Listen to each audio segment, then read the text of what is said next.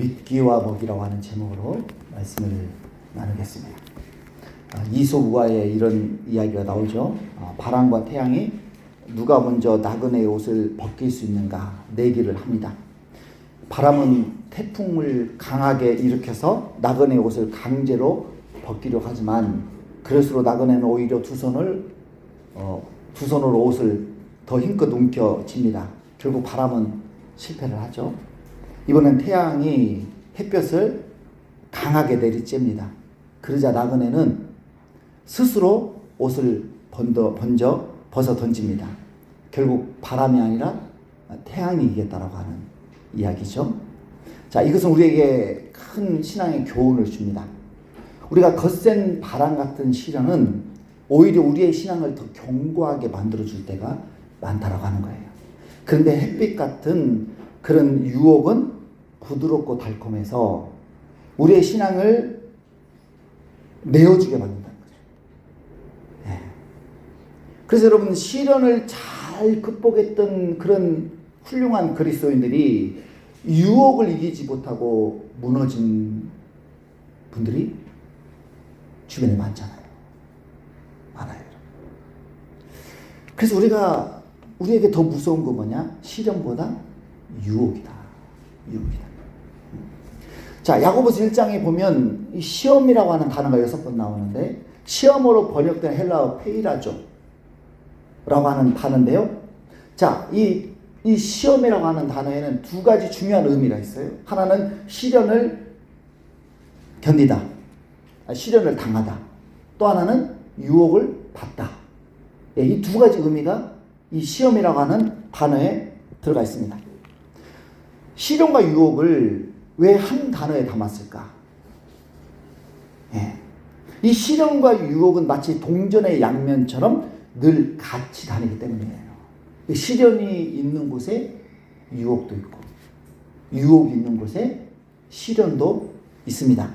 예를 들어서 하나님께서 내게 질병이라고 하는 시련을 주셨습니다. 그러면 시련만 오는 게 아니에요. 이 질병 때문에 유혹이 오는 거죠. 내가 하나님 열심히 믿으면 뭐해? 내가 하나님 열심히 섬기면 뭐해? 하나님 내게 병을 주셨는데 나도 그냥 적당히 살 거야 하면서 이 신앙으로부터 멀어지고 싶은 유혹이 찾아온단 말이에요. 반대로 내가 술, 담배의 유혹을 받아서 병에 걸렸어요. 그런 그 병 때문에 시련을 겪는 거죠. 네. 자, 이처럼 시련과 유혹은 늘 우리에게 같이 온다. 같이 온다. 자, 그런데 시련과 유혹의 차이가 있죠. 두 가지 결정적인 차이가 있어요. 첫 번째, 시련은 하나님이 주세요. 유혹은 마귀가 줍니다. 두 번째, 시련은 우리를 성장시켜요. 우리로 하여금 생명의 면류관을 얻게 합니다. 유혹은 우리를 타락시켜요. 우리로 하여금 멸망하게 만드는 거예요. 그러므로 우리는 시련은 견디셔야 돼요. 유혹은 어떻게 해야 돼요? 견디면 안 돼요. 유혹을 견딜 수 있는 사람 없어요. 유혹 앞에서는 도망치셔야 돼요. 유혹은 피해야 되는 거예요. 자, 야고보 사도는 12절까지 시련에 초점을 맞췄다면 이제 13절부터는 유혹에 초점을 맞춰서 말씀을 전하고 있어요. 자, 13절 같이 읽겠습니다. 사람이 시험을 받을 때 내가 하나님께 시험을 받는다 하지 말지니 하나님은 악에게 시험을 받지도 아니하시고 친히 아무도 시험하지 아니하시느니라. 자, 시험이라고 하는 단어가 4번 나오는데, 자, 이 시험은 무엇을 뜻할까? 시련을 뜻할까요? 유혹을 뜻할까요? 네, 문맥을 통해서 알 수가 있는 거예요. 그래서 이 13절에 나오는 시험은 유혹을 뜻하는 것을 알 수가 있죠. 네. 자, 사람은 누구나 유혹을 받아요. 여러분, 유혹 안 받으신 분 계신가요? 다 유혹을 받습니다. 저도 유혹을 받죠. 그런데 이렇게 유혹을 받아서 죄를 지어놓고는 우리가 내 탓입니다라고 하지 않고 하나님 탓입니다라고 한다라고 합니다. 사람이 시험을 받을 때 내가 하나님께 시험을 받는다. 내가 하나님께 시험을 받는다. 자, 아담과 하와가 하나님이 금하신 선악과를 따 먹고 나서 죄를 짓죠. 하나님께서 아담에게 너 왜 선악과 따 먹었어? 내가 먹지 말라고 했잖아.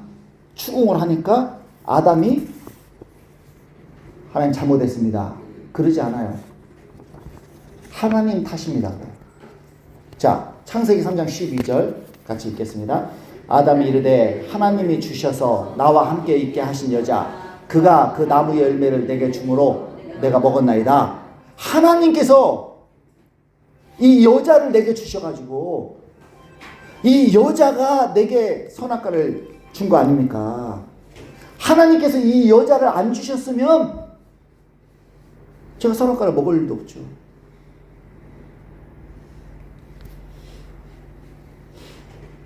처음 아담이 하와를 만났을 때는 야, 내 살 중에 살이 내 뼈 중에 뼈로다 하면서 감탄을 할 때는 언제고 이 인간이 이제 벌받게 생겼으니까 하나님 탓하고 부인 탓하고. 예. 자, 하와도 마찬가지예요. 13절 읽겠습니다. 여호와 하나님이 여자에게 이르시되 네가 어찌하여 이렇게 하였느냐. 여자가 이르되 뱀이 나를 깨물어 내가 먹었나이다. 하와도 뱀이 나를 깨물어 내가 먹었습니다. 자, 뱀을 탓하잖아요. 그럼 그 뱀은 누가 만들었어요? 하나님 만드셨죠. 결국 누구 탓이라는 거예요? 하나님 당신이 뱀을 안 만들었으면 그 뱀이 나를 유혹했겠습니까? 당신이 이 원인을 제공했잖아요. 그러니까 우리는 유혹을 받아서 죄를 지어놓고는 내 탓입니다라고 하지 않고 하나님 탓을 한다. 동성애자들은 하나님 당신이 내 성을 잘못 만들어서 내가 동성애에 빠진 거 아닙니까? 사기치다 감옥 간 사람들은 하나님께서 내게 돈을 많이 주셨으면 내가 사기를 쳤겠냐고요. 하나님이 돈을 안 주시니까 내가 그 가난에서 벗어나려고 하다 보니까 이런 일이 발생한 거 아닙니까? 공부 못하는 학생들은 하나님이 내 머리를 만드셨잖아요. 하나님이 저를 똑똑하게 만들었어요. 공부 못하겠어요? 하나님이 저를 머리를 안 좋게 만들었으니까 제가 공부를 못하죠. 하나님이 그런 부모 주셨으니까 제가 그 부모 밑에 자라면서 고통당하는 거 아닙니까? 저도 그래요. 저도 제가 신앙 일대잖아요. 참 그 3대, 4대 그 목사님들 보면 참 부러워요. 이렇게 목회를 하면 뭔가 좀 목회가 이렇게 힘들지 않게 하시는 걸 봐요. 근데 저는 막 일대다 보니까 목회가 힘듭니다. 하나님, 저도 좀 3, 4대 기독교 집안에서 태어나서 제가 목회자 됐으면 제가 지금보다 나을 텐데 왜 저를 일대 집안에서 목회자 만드셔서 저를 힘들게 하세요? 그런 원망을 할 때가 있어요. 여러분은 무엇으로 하나님을 원망하고 계십니까? 하나님이 주신 이 사람 때문에, 하나님이 주신 이 환경 때문에 제가 이렇게 됐어요 라고 하나님을 원망하고 있지 않아요. 자, 야고보 사도는 사람이 유혹을 받을 때 내가 하나님께 유혹을 받는다, 시험을 받는다 라고 말하지 말라, 하나님 탓하지 말라 경고하고 있어요. 여러분, 하나님께서 하와를 만드신 이유가 아담이 선악과를 따먹도록 유혹하기 위해서 하와를 만드셨나요? 그게 아니잖아요. 돕는 배필로 아담을 위해서 만드셨잖아요. 마찬가지로 나를 가난한 집에서 태어나게 하신 것도 돈의 유혹을 받게 하기 위해서 태어나게 하신 게 아니다 이 말이에요. 그 가난한 집안에서 태어나야 내가 예수를 믿으니까 그렇게 하신 거죠. 예. 하나님은 저와 여러분을 유혹하지 않아요. 저와 여러분을 유혹받는 환경을 하나님 만들어 놓지 않으셔요. 그러므로 하나님 때문에 그렇게 됐다라는 불평은 하면 안 된다는 거죠. 자, 야고보 사도는 우리가 유혹을 받는 유혹받아서 죄를 짓는 이유를 14절에서 설명을 합니다. 자, 14절 같이 읽겠습니다. 오직 각 사람이 시험을 받는 것은 자기 욕심에 끌려 미혹됨이니. 각 사람이 유혹을 받는 것은 속에 뭐가 있기 때문에? 욕심이 있기 때문에. 그 욕심에 끌려서 미혹이 된다. 자, 여기 미혹되다라고 하는 단어의 문자적인 뜻은 미끼로 잡다라고 하는 뜻이에요. 미끼로 잡다. 여러분, 어부가 낚싯바늘에 미끼를 달아서 물고기를 유인해서 끌어내잖아요. 마찬가지로 마귀는 내가 욕심부리는 그 미끼를 던져서 나를 유혹하고 죄짓게 한다고 하는 거예요. 여러분, 물고기가 배가 부르면 미끼를 보고 물겠어요, 안 물겠어요? 안 물죠. 네, 배가 부르면요, 미끼가 있어도 지나가 버려요. 저와 여러분이 현재 주어진 삶에 만족하고 욕심이 없으면 누가 나를 유혹해도 안 당해요. 안 당합니다. 뱀이 하와에게 선악과를 먹으면 너 하나님처럼 될 수 있어 라고 유혹을 하잖아요. 자, 하와에게 하나님처럼 될 수 있다라고 하는 욕심이 없다면 안 넘어가요. 아, 나 하나님처럼 되고 싶은 마음 없는데? 나 안 따먹을 거야. 이렇게 되는 거죠. 근데 하와 안에 하나님처럼 되고 싶은 욕심이 있었던 거예요. 그러니까 거기에 넘어간 거죠, 여러분.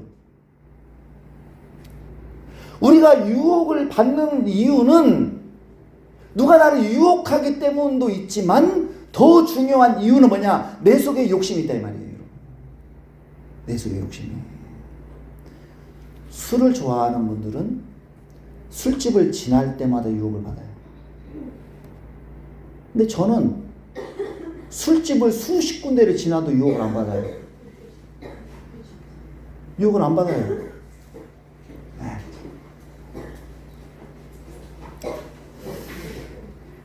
저에게는 이 술에 대한 욕심이 없기 때문에 누가 술을 막 권하고 술을 보여주고 뭐 몇 년 사이라고 해도 하나도 유혹 안 받아요. 그럼 여러분, 저에게는 유혹이 없을까요? 네. 저는 길을 가다가 스타리아가 지나가면 유혹을 받아요. 네. 교회 승합차를 사고 싶은 그 마음이 있기 때문에 스타리아를 지나가면 아, 저 색깔 괜찮네. 아, 우리 교회도 나중에 사면 저 색깔 사야지. 그러면서 자꾸 제 속에 이게 잠잠하다가도 스타리아만 보면 아, 교회차 빨리 사고 싶다. 이런 욕심, 이런 유혹을 받는 거예요, 여러분.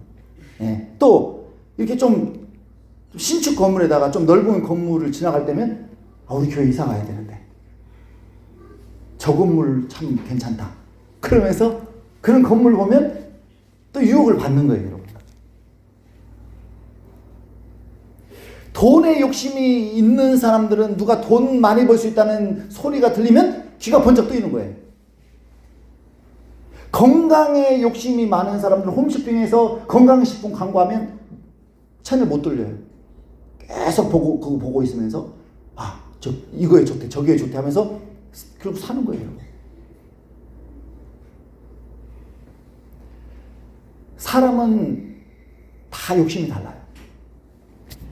여러분에게 어떤 욕심이 있습니까? 어떤 것을 보면 여러분은 충동을 느끼십니까? 자, 여러분, 그러면 다 욕심이 나쁜 걸까요? 그렇지 않아요. 네, 욕심이 다 나쁜 건 아니에요. 욕심이 있어야 발전도 있잖아요. 그렇죠? 욕심이 있어야 발전도 있죠. 그러나 여기서 말하는 욕심은 지나친 욕심. 또 하나님이 금하신 것에 대해서 금한 것을 향한 욕망, 이걸 말하는 거죠. 여러분, 물고기가 바다를 유영하면서 마음껏 먹이를 먹을 수 있어요. 자유롭게 먹을 수 있어요. 그러나 미끼는 먹으면 안 되는 거예요. 아담과 하와가 에덴 동산에 심겨진 수많은 과일은 다 먹을 수 있어요. 그러나 선악과 하나는 하나님이 금하신 것이기 때문에 먹으면 안 되는 거예요. 여러분, 우리가 살아가는 이 세상에는 내가 먹을 수 있는 먹이가 있고 먹을 수 없는 미끼가 있는 거예요. 먹이와 미끼는 겉모습 볼 때는 똑같아요. 근데 미끼 안에는 바늘이 숨어져 있어요. 그래서 그 미끼를 무는 순간 거기서 빠져나오기가 어려워요. 결국 어려움을 당한단 말이죠. 그래서 하나님 우리에게 먹이를 마음껏 주세요. 이거 먹어라, 너 먹어라 하면서 먹이를 마음껏 주십니다. 그러나 하나님은 미끼를 주시는 분이 아니에요. 미끼는 마귀가 주는 거예요. 우리를 유혹하기 위해서. 그래서 저와 여러분이 먹이와 미끼를 잘 구분하셔야 돼요. 자, 여러분, 저와 여러분이 미끼의 현혹대에 물게 되면 어떻게 해야 될까요? 15절 같이 읽겠습니다. 욕심이 잉태한 즉 죄를 낳고 죄가 장성한 즉 사망을 낳느니라. 욕심이 잉태한 즉 죄를 낳고. 미끼에 미혹이 되면 죄를 짓게 되는 거예요. 그리고 그 죄가 쌓이면 나중에 사망을 가져요. 죽음을 가져옵니다. 돈이 없어가지고 결혼을 못한 노총각이 있었어요. 그런데 이 노총각에게도 드디어 행운이 찾아왔어요. 길을 가고 있었는데 알라딘의 요술램프를 줍게 된 것이죠. 혹시나 해서 요술램프를 닦으니까 놀랍게도 연기를 품으면서 하인이 나타나는 거예요. 주인님, 지금 가장 절실한 소원이 무엇입니까? 주인의 가장 절실한 소원 한 가지만 말씀하시면 그 소원이 어떤 것이든 제가 다 들어드리겠습니다. 그러자 노총각은 지금까지 자기가 돈이 없어서 장가도 못 가고 그게 한이 돼가지고 지체하지 않고 외쳤어요. 돈, 여자, 결혼. 하나만 외치라고 하니까 이 세 가지를 한꺼번에 외쳐. 욕심이 과했을까요? 근데 이 전지전능한 하인이 이 도청각의 소원을 이루어줬어요. 돈 여자와 결혼시켜줬다고 하는 것이죠. 우리 교회는 참 재미가 없어요. 재밌는 이야기를 해도 다 충청도 출신이에요. 충청. 바로 이해하고 웃어야 되는데 한참 있다 웃지를 않나, 집에 가서 웃지를 않나, 전혀 막 목사님 저게 무슨 말인가. 자, 욕심의 결과는 죽음이다. 여러분 사사기 13장에 보면 삼손이 나오잖아요. 삼손은 나실인이에요. 나실인은 특별한 목적을 위해서 하나님께 드려진 사람이죠. 하나님은 블레셋에서 이스라엘을 구원하기 위해서 사사로 삼손을 선택을 하셨습니다. 그런데 삼손이 결혼 적령기가 되자 이방 블레셋 여자를 사랑했어요. 그리고 그 여자를 선택을 하죠. 여러분, 총각이 결혼 적령기에 배우자에 대한 욕심이 생기고 또 여자를 사랑하는 거 지극히 당연한 거예요. 그러나 배우자에서도 미끼가 있고 먹이가 있는 것이죠. 하나님이 삼손에게 허락하신 배우자는 이방 여자가 아니에요. 이스라엘 민족의 여자, 하나님의 백성 중에 선택을 하고 방탕한 여자가 아니라 나실인에 걸맞는 순결한 여자를 선택하라는 거예요. 너가 원하는 얼굴이 예쁘고 키가 크고, 그러니까 네가 원하는 배우자는 다 고를 수 있다, 다 선택할 수 있다. 그렇지만 이스라엘 여자 중에 순결한 여자 중에 선택하라는 거예요. 그러나 삼손은 미끼를 물습니다. 이방 여자에다가 기생인 들릴라를 사랑했죠. 결국 어떻게 됐습니까? 들릴라에게 속아가지고 블레셋 사람들에게 노예로 잡히고 두 눈이 뽑혀가지고 비참하게 죽잖아요. 여러분, 미끼를 물면은 비참하게 살다가 죽는 거예요. 자, 솔로몬은 음행에 대해서 이렇게 경고를 합니다. 잠언 5장 3절 4절 읽겠습니다. 대저 음녀의 입술은 꿀을 떨어뜨리며 그의 입은 기름보다 미끄러우나 나중은 쑥같이 쓰고 두 날 가진 칼같이 날카로우며. 음행과 불륜은 내게 접근할 때 꿀처럼 허니, 꿀처럼 달콤하게 내게 접근한다라고 하는 거예요.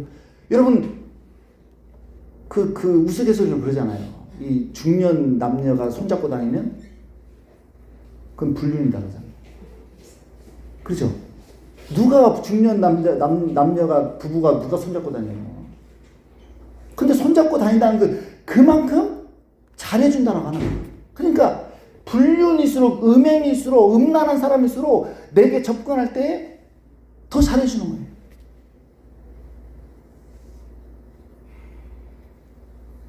근데 나중에는 엄청난 고통을 당하는 거죠. 그 알비르 까미의 오해라고 하는 그 희곡이 있는데, 그 희곡에 보면 가난하게 살면서 여인숙을 운영하는 두 모녀가 등장을 합니다. 가난에 시달리던 이 모녀는 남모르는 죄를 짓기 시작을 해요. 여인숙에 오는 사람들 중에 연고가 없어 보이거나 부유한 손님이 있으면 음식에 약을 넣어가지고 살해를 하고 시체를 강물에 버리는 거죠. 모녀는 그런 방법으로 손님의 돈을 훔쳐서 생활을 유지했습니다. 그러던 어느 날 부유해 보이는 한 청년이 여인숙을 찾아왔어요. 죄의 표적이 된 청년은 모녀에 의해서 죽임을 당하고 청년을 죽이면서 그 딸 마르타가 이렇게 말합니다. 우리는 우리에게 행복과 사랑의 문을 열어줄 돈을 위해서 살인하는 거야. 그래서 즐겁게 살인을 저지르고 그 청년을 또 강물에 던져버리죠. 그리고 이제 그 청년의 가방을 뒤지던 중에 모녀는 자신들이 죽인 사람이 다름 아닌 그의 아들이요 오빠임을 알게 돼요. 도시에 나가서 성공한 아들이 어머니와 누이를 놀라게 해주려고 자기 신분을 숨기고 들어왔던 것이죠. 절망에 빠진 어머니는 아들을 버린 강물에 투신을 하고 누이도 목숨을 끊습니다. 두 모녀는 불행한 자신들에게 행복과 사랑의 문을 열어줄 유일한 길은 돈뿐이라고 믿었지만 결국 그 돈 때문에 끔찍한 사고가 발생합니다.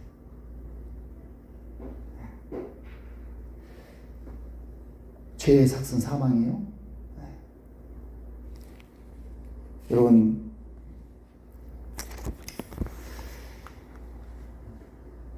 욕심이 잉태한 즉 죄를 낳고 죄가 장성한 즉 사망을 합니다. 자, 디모데전서 6장 10절에 이렇게 경고를 하죠. 같이 읽겠습니다. 돈을 사랑함이 일만하게 뿌리가 되나니 이것을 탐내는 자들은 미혹을 받아 믿음에서 떠나 많은 근심으로써 자기를 찔렀도다. 돈을 사랑함이 일만 악의 뿌리가 된다. 일만 악이 돈을 따라다닌다 말이야. 돈을 따라다닌다. 돈 있는 곳에 일만 악이 있어요.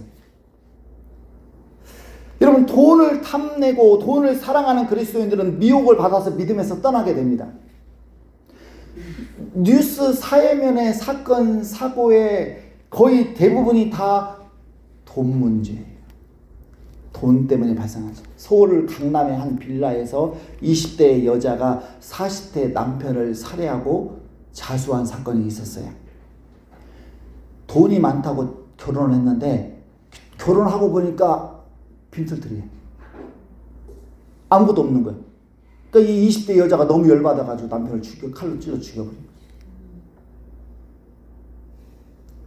누가, 여러분, 20살 차이 나는 남자를 누가 결혼하겠어요? 돈 때문에 한 건데. 근데 그 남자는 또 젊은 여자 만나고 싶어가지고 또 돈 있다고 속이고.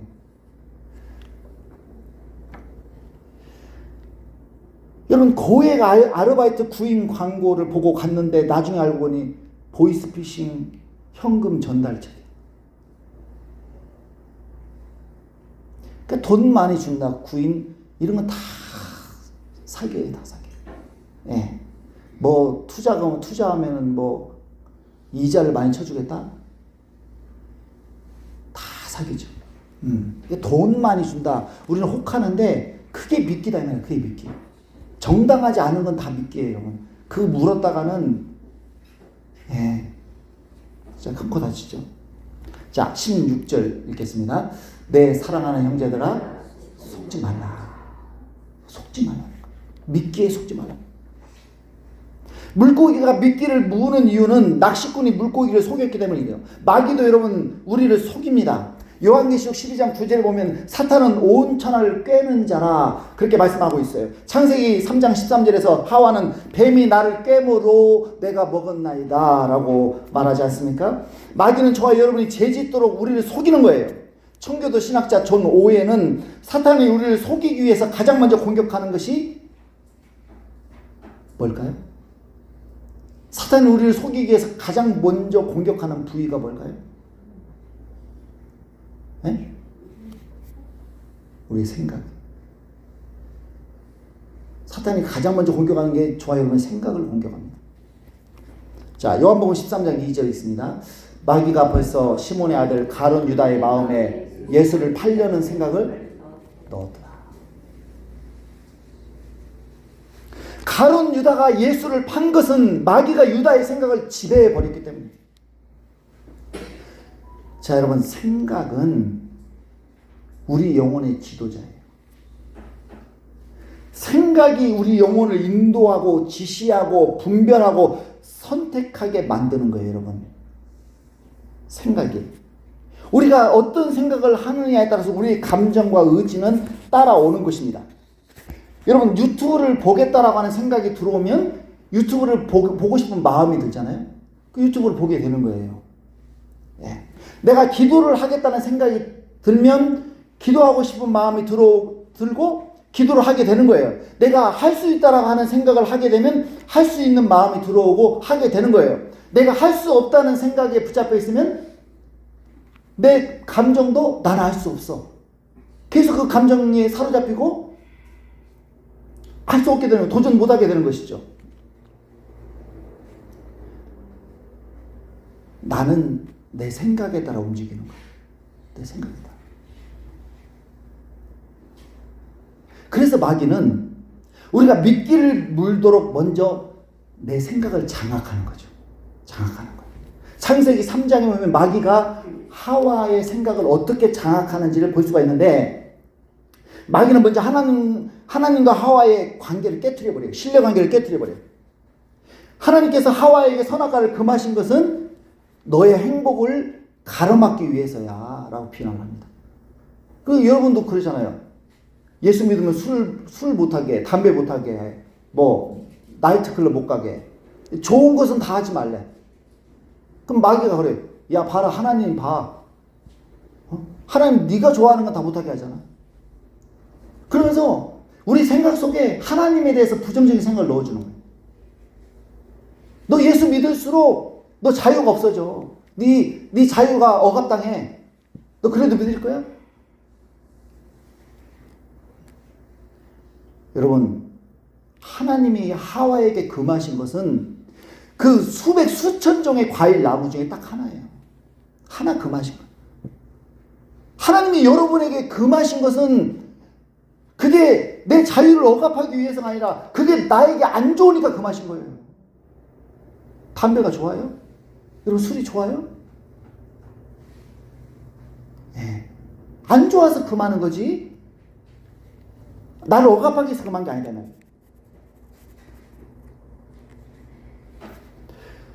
자, 여러분, 선악과가, 하나님께서 선악과를 따먹지 말라고 하는 것은 하나님께서 최소한의 복종을 시험하기 위해서 선악과를 세워둔 거예요.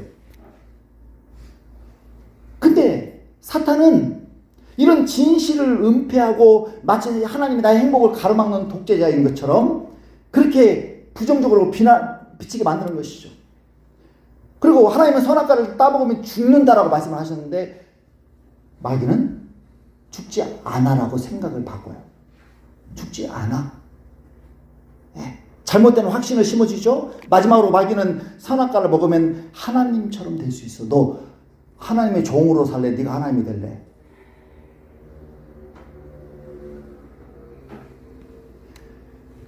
여러분, 거부할 수 없는 미끼를 던지는 거죠. 그러니까 하와의 생각이 처음에는 선악과를 먹으면 절대 안 돼, 이런 생각이 들었다가 나중에 생각이 바뀌는 거예요. 아, 선악과를 먹어도 되는구나, 이렇게 바뀌는 거예요. 전에는 주일성수 못하면 죽는 줄 알던 사람이 마귀에게 미혹당하면 아, 주일성수 빠져도 되네, 이렇게 되는 거예요. 이렇게 돼요. 이 하나님 앞에서 내가 세운 그 확신, 내가 세운 그 다짐을 조금씩 허물어 버리는 거죠. 생각을 지배하는 거예요. 생각이 바뀌니까 선악과의 나무가 어떻게 보이느냐. 자, 창세기 3장 6절 같이 읽겠습니다. 여자가 그 나무를 본즉 먹음직도 하고 보암직도 하고 지혜롭게 할 만큼 탐스럽기도 한 나무인지라. 여자가 그 열매를 따먹고 자기와 함께 있는 남편에게 주매 그도 먹은지라. 예전에는 그 나무를 쳐다도 안 봤어. 근데 생각이 바뀌니까 그 열매를 따먹어야 되겠다라고 하는 생각이 바뀌니까 감정이 움직이는 거예요. 먹음직, 보암직, 아, 탐스럽다. 막 먹고 싶은 욕구가 막 속에서 막 용수좀 치는 거죠. 결국 따먹게 되는 것이죠. 몇 년 전에 어느 한 중학교 여교사가 친어머니를 청부 살해하려고 시도를 하다 붙잡혔어요. 어머니를 죽이려고 한 이유는 자기가 사귀고 있는 남자와 엄마가 결혼을 반대한다라고 하는 이유 때문이었어요. 이 여교사가 사귀고 있는 남자는 여러분도 알만한 빙상 국가대표였습니다. 이 여교사는 남자친구에게 미쳐가지고 5억 5천만 원 상당의 스포츠카와 막 1,000만 원이 넘는 시계들을 몇 개를 막 선물로 줬다는 거예요. 그러면서 내가 이 남자를 붙잡으려면, 내가 이 남자와 결혼하려면 엄마를 없애버려야 돼. 엄마를 죽여야 된다는 생각에 이르게 된 것이죠. 이 생각이 점령을 당한 거예요. 생각이. 나중에 실천에 옮기잖아요. 청부 살해. 이 여교사는 검찰 조사에서 이런 고백을 합니다. 지금까지 살면서 따뜻한 사랑을 못 받아봤다. 그 사람이 굉장히 따뜻하게 위로도 해주고 밥도 사주고, 그래서 저는 그 사람이 좋았고 정말 뭔가에 홀린 것 같았다.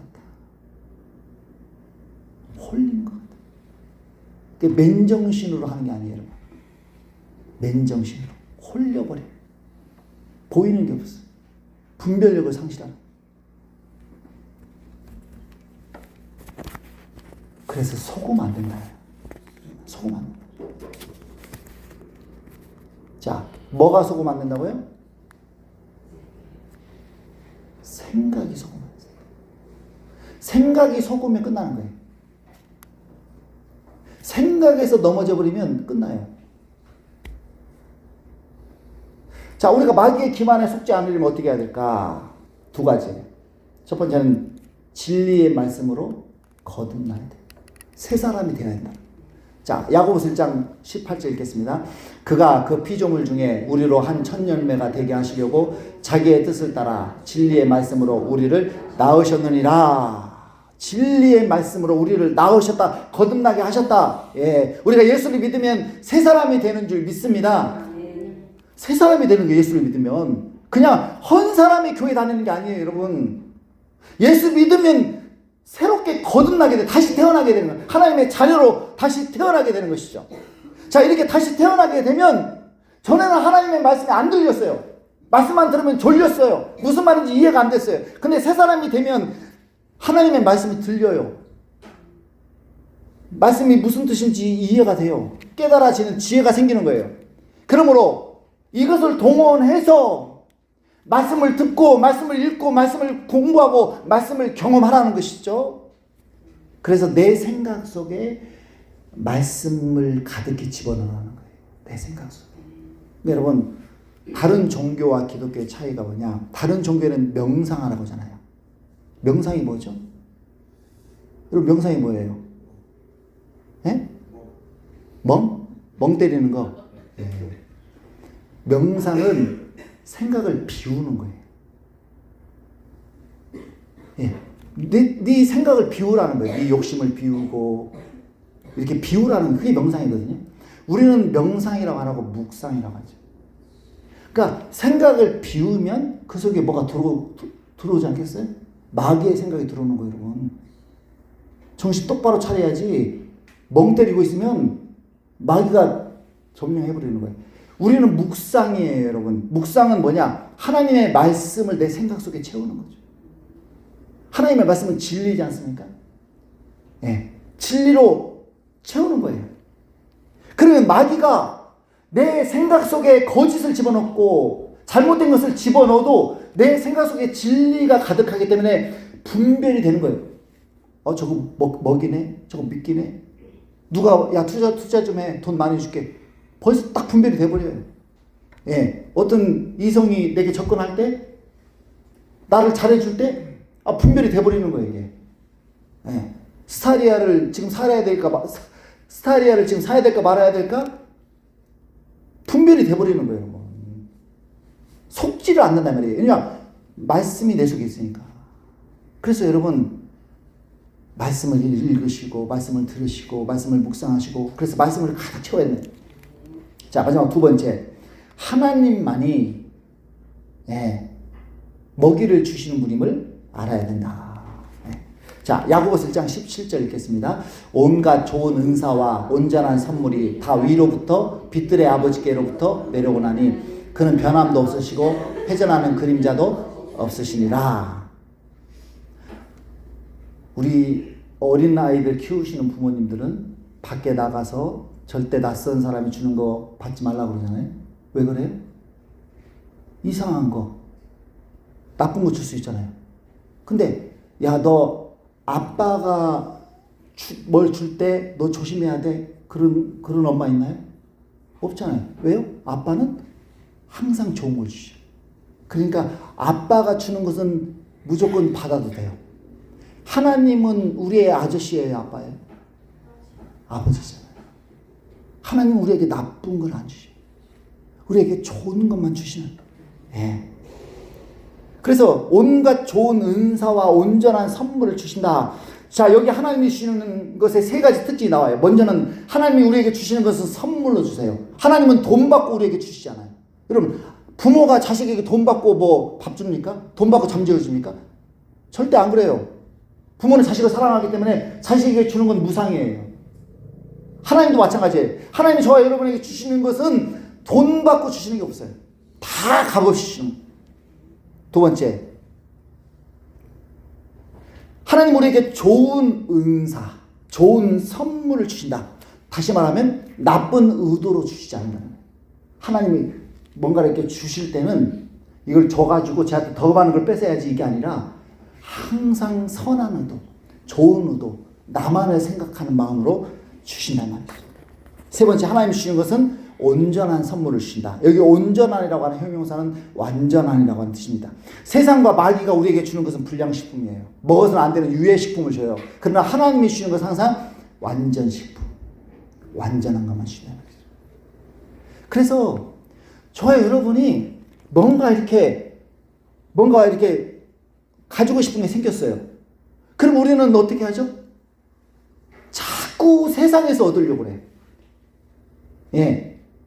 자꾸 이렇게 세상적인 방법을 통해서 얻으려고 해요. 그러면 마귀가 너 그거 받고 싶어? 얻을 수 있는 방법 가르쳐 줄게. 너 카드 긁어. 12개월이면 돼. 그리고 딱 사잖아요. 그때는 너무 좋아. 근데 12달 동안 그 카드비 갚느라고 고통당하는 거예요. 고통당하는 거예요. 우리는 필요한 것이 있을 때 하나님께 구해야 된다. 직장을 구할 때도 내가 원하는 직장, 내게 맞는 그런 걸 계산해서 구하지 말고 하나님 제 직장이 필요합니다. 하나님께 직장을 구하라는 거예요. 욕심으로 재물을 얻으려고 하지 말고 하나님께 구하라고 하는 것입니다. 하나님이 저와 여러분에게 이렇게 약속하고 있어요. 마지막으로 빌립보서 4장 19절 읽겠습니다. 나의 하나님이 그리스도 예수 안에서 영광 가운데 그 풍성한 대로 너희 모든 쓸 것을 채우시리라. 아멘. 우리의 부족한 거 하나님 우리 아버지가 되시고 부양의 의무가 있으시기 때문에 저와 여러분의 필요한 것 하나님께 말씀해 보세요. 하나님 채우셔. 근데 중요한 건 내 때가 아니라 하나님의 때에 채우신다. 하나님의 때까지 기다리셔야 돼. 기다리셔야 돼. 못 기다리고 막 내가 해버리면 더 어려워지고 어려움 당하고 욕심은 부리시면 안 돼요. 내려놓으셔야 돼요. 욕심을 십자가에 못 박으셔야 돼요. 그리고 계속 하나님께 구하면 하나님이 주신다. 할렐루야. 우리 이 시간에 말씀을 기억하시고 찬송 하시면서 준비한 예물 올려드리시겠습니다.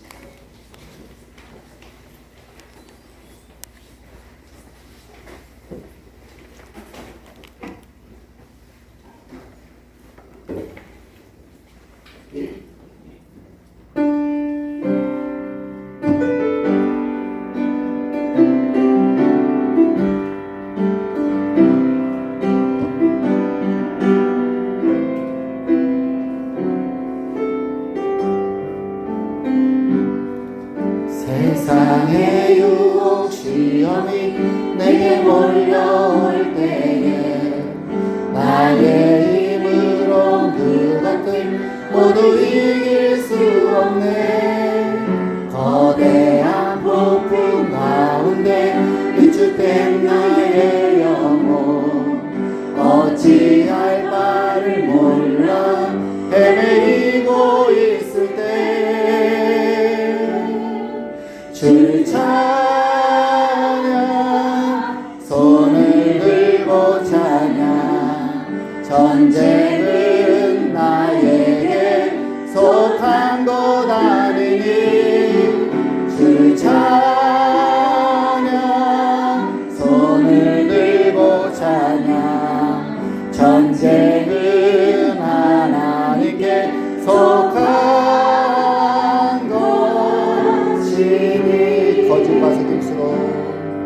거짓과 속임수로 가득 찬 세상에서 어디로 갈지 몰라 머뭇거리고 있네. 공중의 권세 잡은 자 지금도 우리들을 실패와 절망으로 넘어뜨리려 하네. 주를 찬양 손을 들고 찬양 전쟁은 나에게 속한 것 아니니 주를 찬양 손을 들고 찬양 전쟁은 하나님께 속한 것이니. 주위를 둘러보면 아무도 없는데 믿음의 눈을 들면 보이는 분 계시네. 지금도 내 안에서 역사하고 계시니 사망과 어둠의 권세 물리치신 예수님 주를 찬양 손을 들고 찬양 전쟁은 나에게 속한 것 아니니 주를 찬양 손을 들고 찬양 전쟁은